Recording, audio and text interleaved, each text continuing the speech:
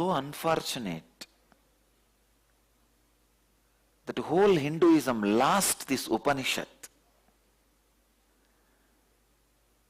Buddhism is still able to create more and more enlightened beings just because they held on to that one truth, Zazen. Zazen means just sitting. It is so unfortunate, even the priests in the South Indian temples are standing and doing puja. So this idea of sitting is completely lost. Above the Mahakal, if you see, all temples will be sitting and doing puja. Below the Mahakal, all will be standing and doing puja. It is unfortunate.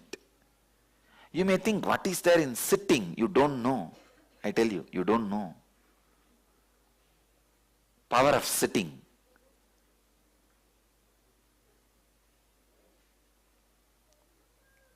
By sitting, you will learn how to be sitting with aloneness. Rahasistitaha.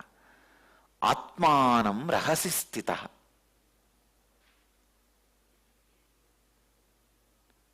That is why in Hindu tradition, the highest practice is called Upanishad.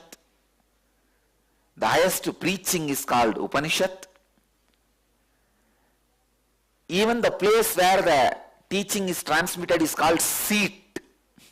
Peeta. Understand? So much of importance was given to sitting. I tell you, if you learn sitting, you will easily pick up the sitting with yourself. The Upanishad. If I have my own way, I'll really tell all our ashrams and centers, have furnitures, chairs only for the people who can't sit on the floor. Elders or who are sick or handicapped. Even to all our devotees, I give this as a spiritual instruction. Only when you are not feeling well, when you can't sit on the floor, use furnitures. Otherwise, even in the house, have furnitures for the visitors. But when you all guys sit, all you guys sit on the floor. You don't know. This habit of sitting on the floor will slowly help you to sit with yourself. Upanishad. So in 11 days, you can catch that Upanishad Samyama.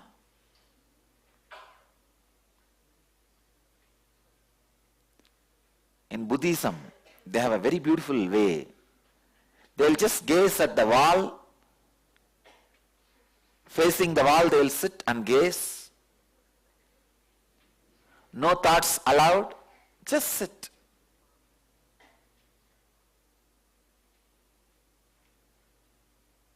Bodhidharma sat in Upanishad for 12 years, gazing the wall. Now after all you guys Niraharis, you may need to move your head away from the wall maybe 3 times a day for juice.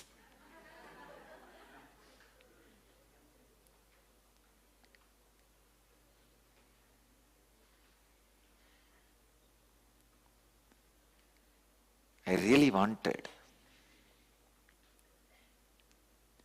Hinduism to get back to that truth of Upanishad. It is so sad. When I went to Nepal this time in Kathmandu, I saw 82% Hindu population, only 5% Buddhist population. But go in any street, you will find 10 Buddhist monks going around.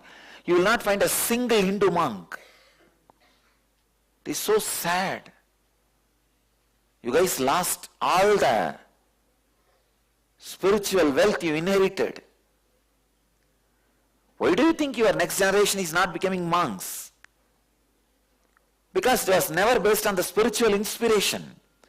You can see those Buddhist monks, highly educated, cultured, working on the spiritual truths. The few Hindu monks you will see, that's also very few, one or two, old beggars in Kathmandu, Pasupitanath temple, asking for a few penny. That's it. I take a vow in the name of Mahakala and Mahakali, just through the Akashic readings, inspiring and initiating, I will create at least 100,000 sadhus, sannyasis.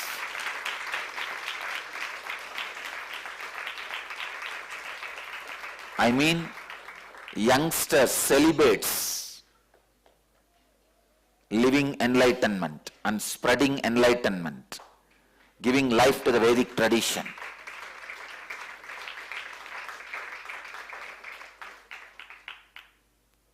It is really unfortunate that this great spiritual heritage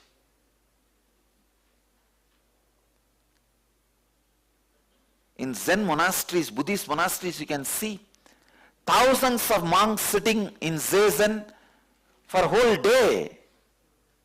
Hats off to ISKCON movement for making ajapa japa as a lifestyle. They at least brought that back.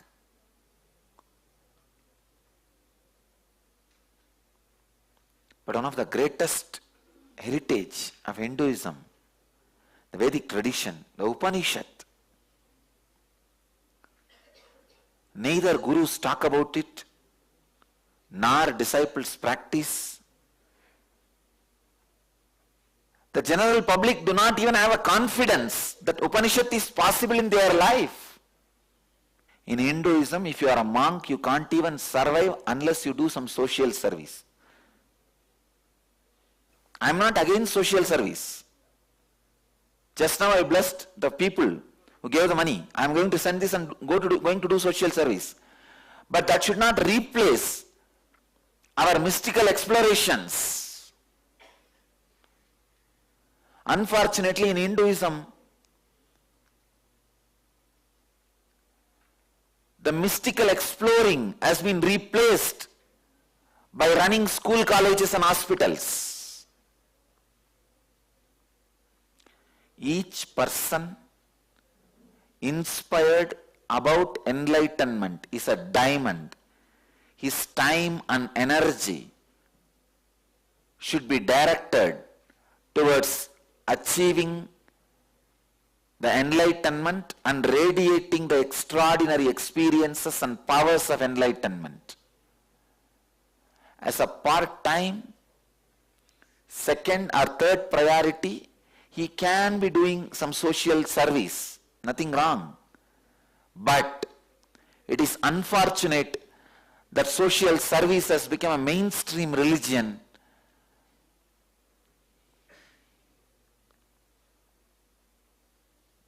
I tell you, even social service should be teaching enlightenment.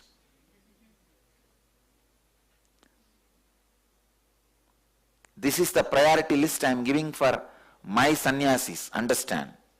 First, achieving enlightenment. Second, radiating the extraordinary powers and experiences of enlightenment.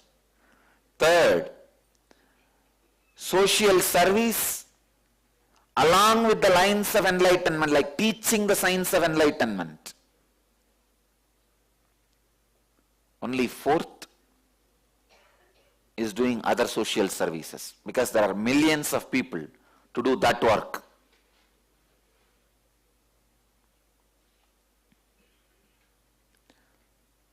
Whatever you think as best and you found as best in your life, share that with the world. If you are a seeker, enlightenment is the best thing you found in your life. Share that with the world. You will have enlightenment, you will give only anas and metasin to the people. It is cheating. So the seekers, even if you do social service in ordinary sense, You are cheating the world. You are hiding the important thing with you and giving only small things to the world. A seeker should give the signs of enlightenment to the world. That is the biggest gift.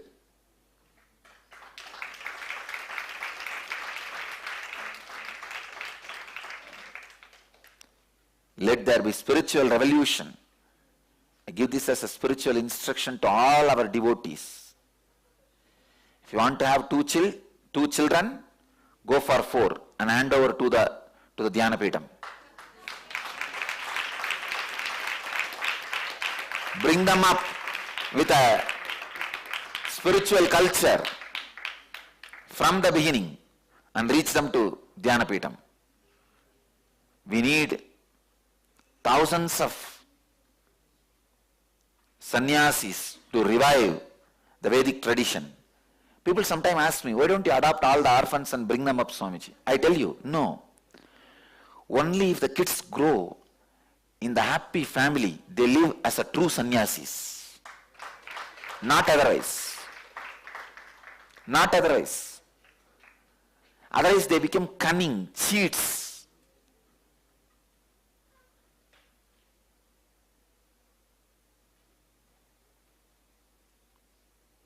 I know. Our devotees are the happiest families on the planet Earth.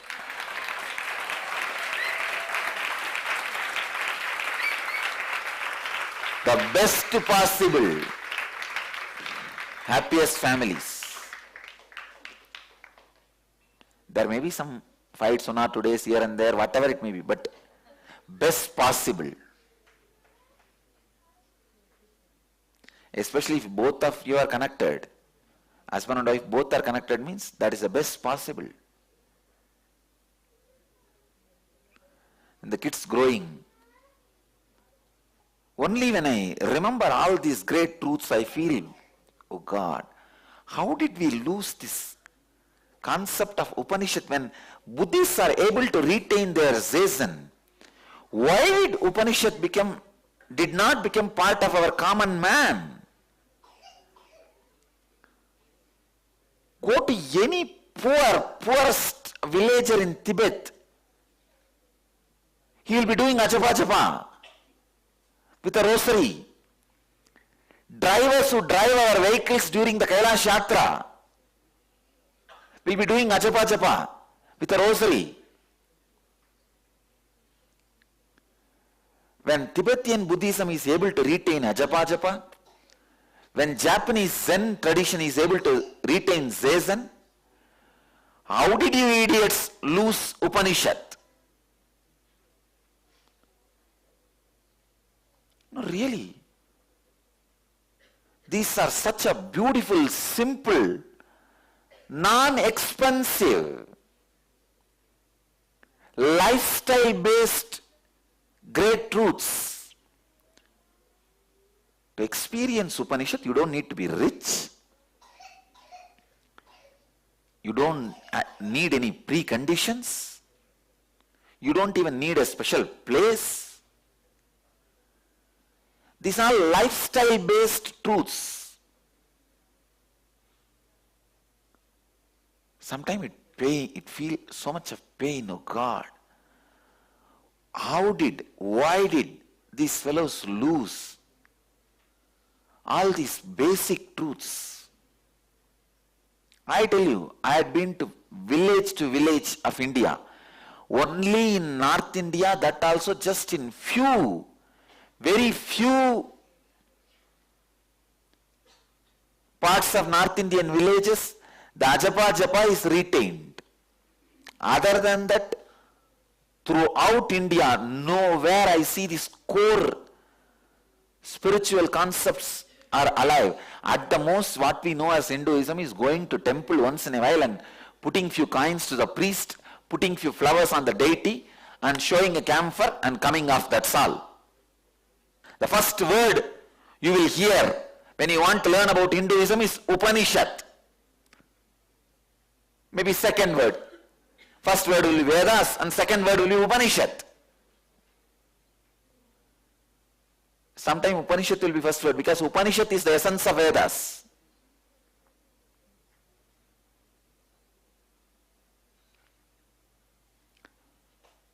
Even if you want to jumpstart learning Hinduism, first thing you will learn is Upanishad. How did the mainstream Hindus do not even know Upanishad? I tell you guys. Mainstream Hindus do not even know Upanishad unless there is a spiritual revolution where millions of, not even thousands, millions of youngsters take up the sannyas life and study the spiritual truths day in and day out.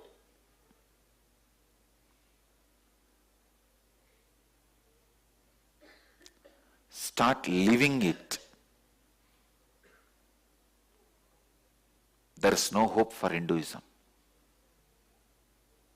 There is no hope for the spiritual tradition. If only millions of youngsters realize this truth, science of enlightenment, and bring it to their life and radiate it to others, only then these great spiritual truths can be revived.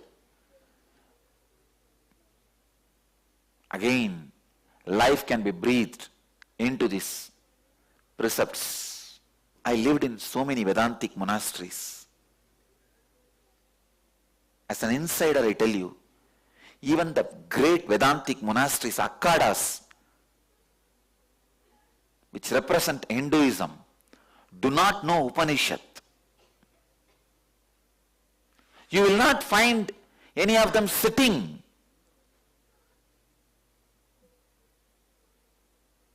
Some of the biggest missionaries, the Hindu missionaries, their total spiritual practice is 108 times repeat the mantra morning. Upanishad Samyama.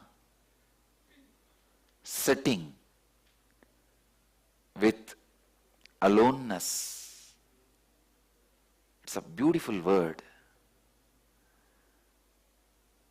Ekaki yatachittatma nirashira parigraha.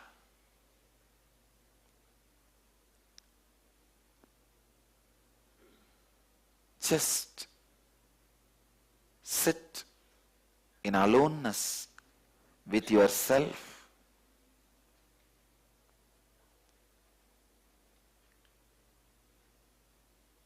And connect with yourself by unclutching even such a simple thing like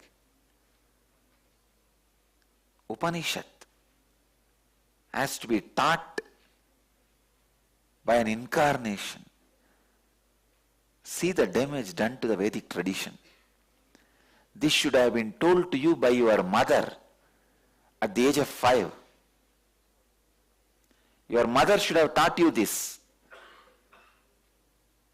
and told you, Upanishad means sit my child, sit without worrying and thinking, sit without being bothered. This is the way you will grow, not only physically, consciously. How you have, see, when a mother talks to a child, she tells, hey, eat, only then you will grow like your elder brother. You will become stronger like your father. Same way, in each house we should have one example of enlightenment. She should tell, sit in Upanishad, only then you will become like your grandfather. See how graceful he is? Established in peace and knowledge, you will become like that.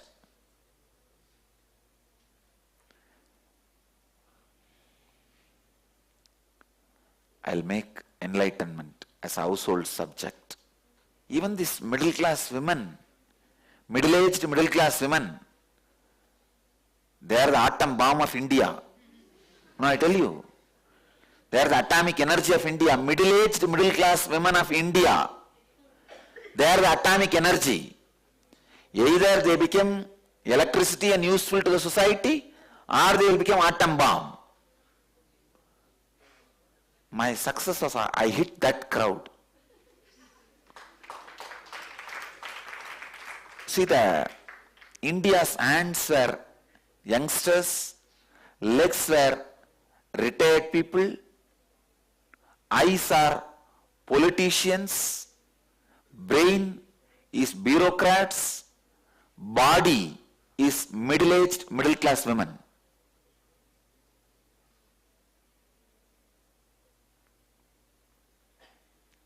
That is the most unused resource of India. The only thing they practice, the religion of the middle-aged, middle-class women of India is TV soaps, TV serials.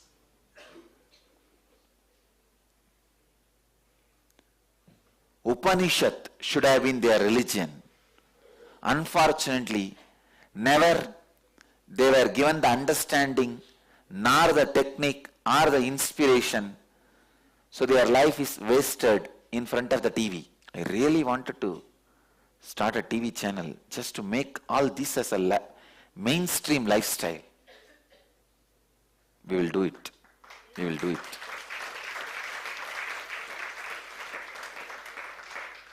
We will do it. Upanishad can do so much good. I tell you, Hinduism, it's yet to be discovered in India. We lost it 500 years before, and we are still yet to discover it. I really feel sad to teach such simple things. I should be teaching how to materialize, how to express extraordinary yogic powers, how to initiate others into Kundalini awakening. But instead, I'm sitting and teaching you how to sit.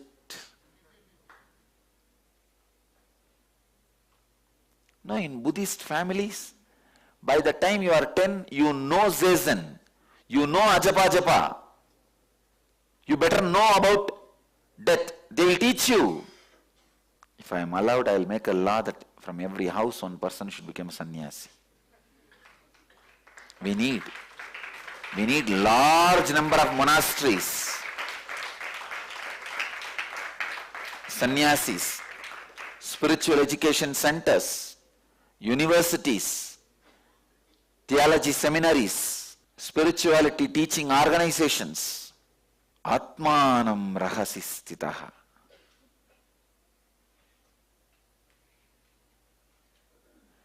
Sitting in aloneness with the self. One side I am feeling so joyful.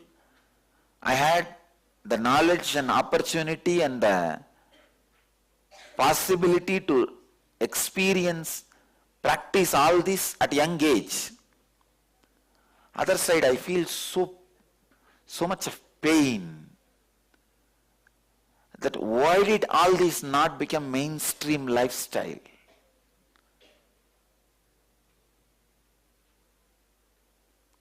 What is the risk in people just learning to sit in the young age?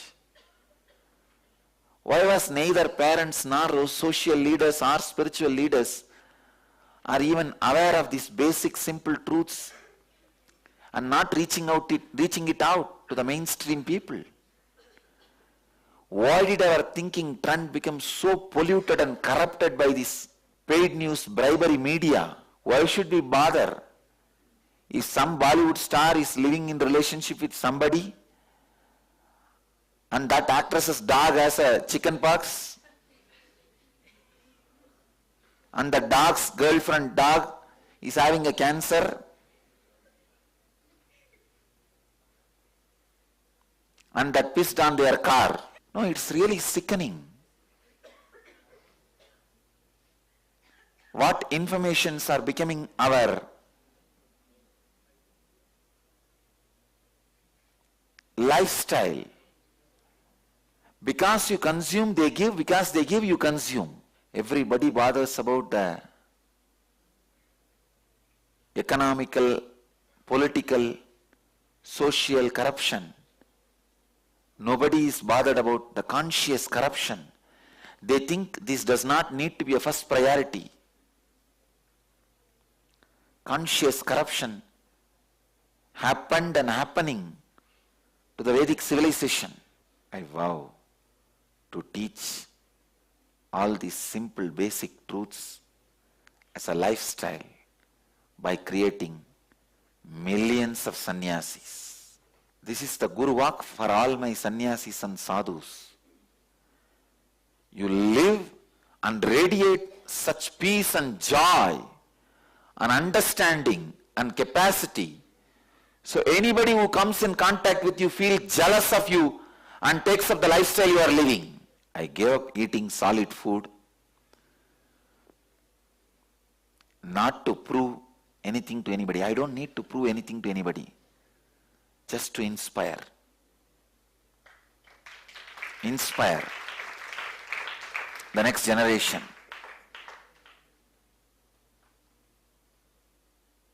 I am making you all niraharis, not to save the food cost for the planet Earth or this country, to inspire millions. From now, I am not just going to tell people to do inner awakening, to live enlightenment. I am going to straight tell, become a sannyasi.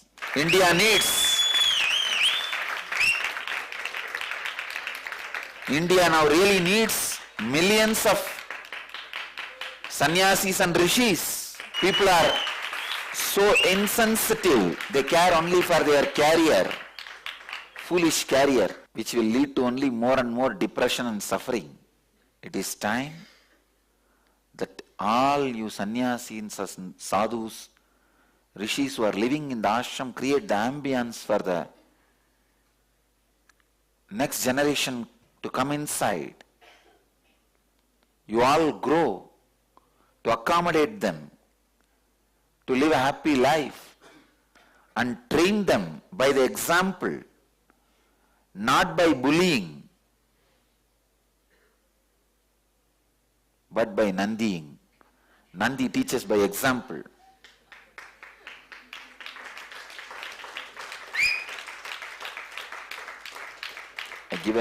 I create a new word. Nandiing is the opposite word of bullying. Nandi is one of the greatest guru in Saiva tradition. In Saiva tradition, 4 are considered as guru. Devi, Nandi, Subramanya and Sanakati rishis. These are the 4 major sampradayas in Saiva tradition. We belong to Devi's tradition because as we follow the Shiva Sutras, live this Upanishad samyama and reach out to the whole world. All these great truths, such a simple, no risk process, all these will do only good, will never do anything bad. Let's reach out to the world with these beautiful, simple to practice samyamas and revive the Vedic tradition, revive the Upanishadic tradition. The first question today is from Rohan, Hubli, Karnataka, who's asking, respected Swamiji, tourism in India has great potential. Recently, Karnataka government has received 35,000 crores of investment bids to develop tourist infrastructure in heritage site Hampi. Swamiji, what are your comments on developing tourism in India, especially spiritual tourism, and yet retaining the sanctity and sacredness of the places? Beautiful question. Rohan, understand what is retaining the sanctity and sacredness of a place, spiritual place.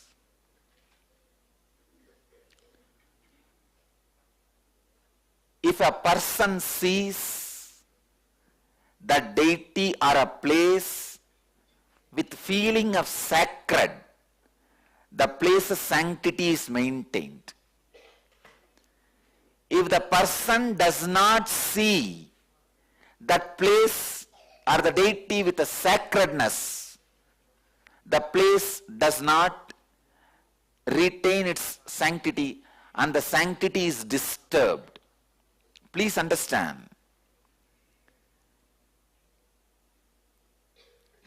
I strongly condemn the pseudo-Hindus stopping Westerners, other religious people into Hindu temples, not allowing them having darshan of the deities. Please understand.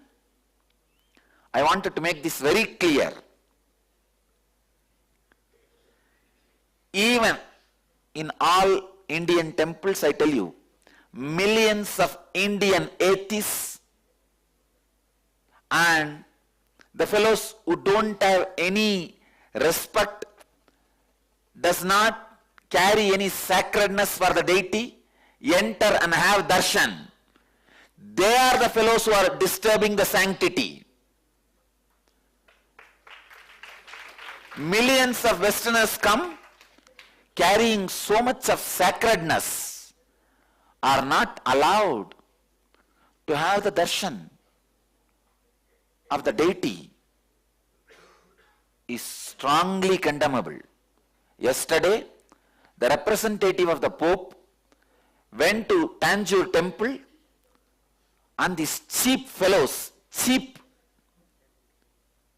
few fanatic Hindus did not allow him to have the darshan of the main deity. I strongly condemn that.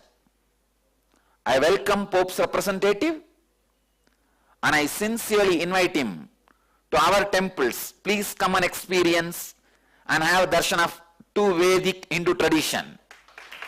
I am going to send him a formal invitation.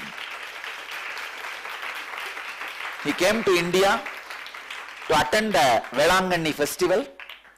The representative of Pope came to India to attend the Velangani festival. After attending the festival, he made a statement, nothing like this ever I have seen in any country. Because the whole festival was based on the Hindu tradition. The chariot being pulled and the deity being brought, everything. And he was so impressed. He wanted to see some of the big temples of Hindu tradition. Unfortunate. It is really unfortunate. We should have welcomed him and took him to the temple and made him have the darshan of the main deity. See, when he wants to see, naturally he carries the sacredness. He is not coming there to disrespect or reduce the sanctity. We Hindus need to be more open and with understanding how to retain the sanctity and sacredness. First thing, in all temples, have enough priests who can talk, make people understand the story of the deity and create the sacredness in people and make them go and have darshan with that sacred feeling. That is the only way to retain the sanctity. I know millions of so-called Hindus, they go to the temple not to see the deity, but to see the women who are coming to the temple or to do other mischievous things. You guys are allowing all these fellows into the temple. When somebody comes to experience the sacredness, you don't allow them. We have to retain the sanctity, no doubt. So when they come, educate them. No camera, no photography. This is the worship place. Please wear this dress and have this mala. And this is deity representing God's energy. So this is sacred. When you go in front, offer your prayers and meditate, bow down. Educate them. They will carry more sacred sentiment in their eyes than so many so-called pseudo-Hindus who are going there just for time pass. I know, I can tell you. In India, Thousands of people go to temple. I have seen. They will be sitting there and chatting all their house stories, or seeing who comes and who goes. Understand, the spiritual tourism is going to be the mainstream business of India, main income source of India very soon. Because one of the biggest good thing is happening is now, fortunately, we have many Indian historians standing in the international forums and asserting the antique value of our temples and asserting the authentic, ancient, the age of our temples. Earlier, British were telling the age of our temples and tradition. Now, fortunately, Indians are telling the age and history and authenticity of our temples to the international community. So the people are realizing, discovering the age of our temples, authenticity, architectural wonders, and the heritage value of our temples. As a guru who has worked with the human beings from 191 countries, I can tell you, O India and Hindus of India, decision makers of Hindu religious endowment boards, open the temples and spiritual sites to the whole world. Not only the Westerners, other religious people who come to visit, even the Indians who come to visit every time should go through that sacredness session. Even they should be reminded they are entering into a sanctum sanctorum. They are going to have a personal time with God. They are going to meet the God's energy face to face. They should be reminded when they are standing in queue, batch by batch. They should be reminded there should be enough of teachers. They should be reminded that you are going to have personal time with God. When you carry that sacred sentiment in your eyes and go there, only then the sanctity of the place is not disturbed. Even if you are a born Hindu, if you go there, for a moment you think, it's a stone decorated with the jewels, the sanctity of the place is destroyed. You may be from any religion, any country. When you go with the mood to see the divine there, not only you are not disturbing the sanctity, you are adding to the sanctity. So learn to educate people. See, there is a beautiful festival happens in Velangan every year. The Mother of Jesus. There is a temple for Mother of Jesus. The celebration happens as per the Hindu culture. It's a, union of both the traditions, Hindu tradition and Christian tradition, and millions of Hindus visit that temple to have darshan. So all the rituals and celebrations are observed like Hindu tradition. So he was just impressed seeing that ritual and the devotion Hindus show to the Jesus Mother, to Virgin Mary. So he wanted to visit a Hindu temple to have an idea. What's the wrong? These fellows took him around the temple, did not allow him inside the sanctum sanctorum. It is sad that they did not allow him inside the sanctum sanctorum.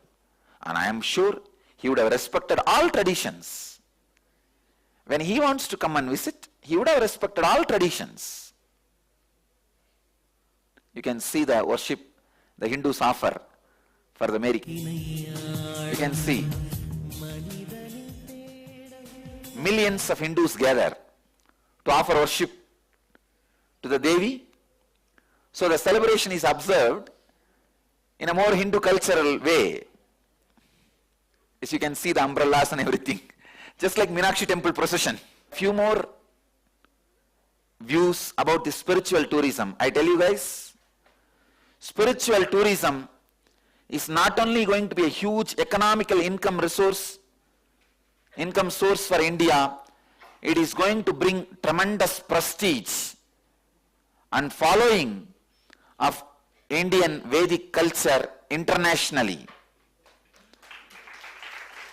So the Indian government should take up this as a mainstream business and promote.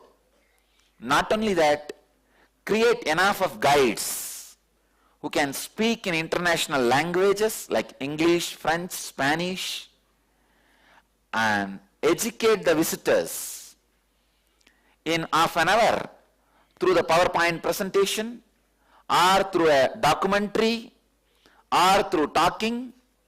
Create that sacred sentiment in him, in them, and take them to the temple, take them to the main shrine.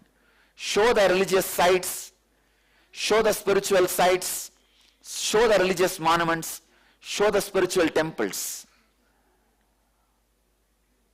And fortunately, in Tiruvannamalai, Ramana Maharshi interfered and banned this law in 1947 itself.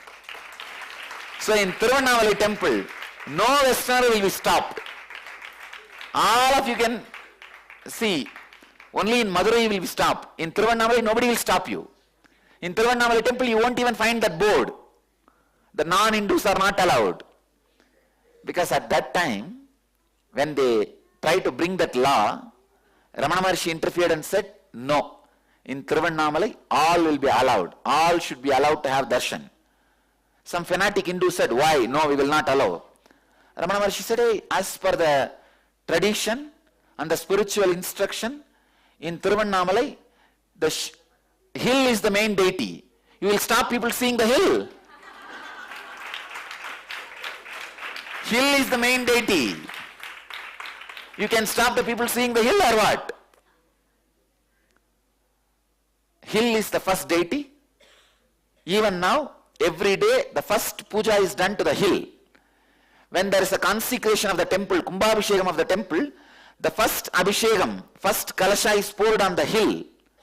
Only second is poured on the main deity. Third is the living master. In Tiruvannamalai, Shiva is available in 3 forms. So Ramana Maharshi said, he is available first as first deity is the hill. Second is Shivalinga. Third is me. He said directly. Third is the living master. You cannot stop people seeing that and this. So you will hide only that small Shivalinga. So then the government passed exemption for Tiruvannamalai temple. Tiruvannamalai temple is the only temple in whole Tamil Nadu where you will not find that board non-Hindus are not allowed. And anybody can go up to the sanctum. The level public is allowed. The level I am allowed, anyone is allowed. Anyone can go and have darshan. Still they retain the tradition. So I wanted that same tradition to be practiced in all Hindu temples of India.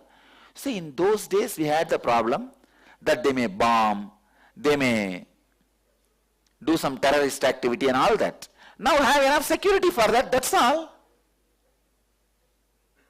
And educate them over. I think it is time we open everything to the whole world. If any of you are interested in some flourishing business, I tell you guys, the spiritual tourism in India is going to flourish in a huge way. It is going to just take off. If you make any investments in that field, it is going to become at least 100 times more. By 2012 to the 2015, the spiritual tourism in India is going to become a biggest solution for the depression the world is going to suffer. So there is going to be a huge population, huge world population going to come to India for spiritual tourism. This is going to be one of the biggest flourishing business. If you want, invest in that field, you will make a lot of money.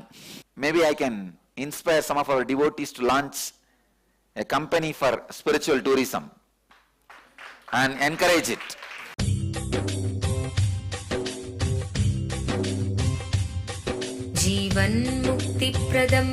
Paramahamsa Nithyananda, a rare living incarnation, is named among the world's 100 most spiritually influential personalities today. Paramahamsa Nithyananda has been placed alongside Dalai Lama, Nelson Mandela, Oprah Winfrey, Paulo Coelho and others by Mind, Body, Spirit, the world's top esoteric magazine from Watkins, London's oldest and largest bookstore. A yogi by birth, he has been expressing his power of enlightenment since birth. He has authored more than 500 books in Tamil and English. Translations of these books are available in 26 languages in Telugu, Kannada, Malayalam, Hindi, Sanskrit, Gujarati, Oriya, Bengali, Marathi, French, Malay, Polish, Portuguese, Italian, German, Danish, Spanish, Russian and Chinese. He is also an exemplary speaker with over 10,000 hours of profound life solutions through his discourses. Social services such as Annadan, free medical care, free educational services with ashrams, schools, temples, hospitals established in more than 140 places around the world, offering exceptional services. A powerful spiritual healer who has healed millions of people of diseases from migraine to cancer. A Kriya Yogi who has formulated Kriyas for physical health and mental well-being benefiting thousands. A living master who offers practical solutions for our everyday problems. He is the founder and spiritual head of Nithyananda Dhyana Peetam, a spiritual powerhouse who has revived the sacred Vedic tradition by establishing Vedic temples in places like Los Angeles, San Jose, Seattle, Toronto, Ohio, Oklahoma, Phoenix, St. Louis, Malaysia, Brazil, Paris, Guadeloupe, Dallas, New York, New Jersey, Atlanta, Calgary, Vancouver, Singapore, and places in India like Bengaluru, Hyderabad, Tiruvannamalai. A spiritual guru for 10 million followers, an incarnation who transmits the highest spiritual energy through initiation, a contemporary yogi who has revived the Vedic science of yoga worldwide through thousands of yoga centers, an adept in Ashtamahasiddhis, mystical yogic powers, who has effortlessly awakened the Kundalini of thousands and graced them with spiritual powers, a dynamic young guru who is an inspiration for thousands of youngsters, India's most watched spiritual guru online, a beacon of spiritual light who has triumphed over the forces of religious terrorism and political persecution. Paramahamsa Nithyananda is an eternal Kalpataru, blessing the world with the boons of material abundance and spiritual enlightenment. He is the 293rd Pontiff of the world's most ancient Hindu organization, Madurai Adinam. Nithyanandaya swagatam, anandanubhavaswadam, sarvaroga nivarakam, vande papa vinashaktam. Nithyanandaya swagatam, nityamuktam nirvikalpam, dhyana loka pradipakam, vande shantam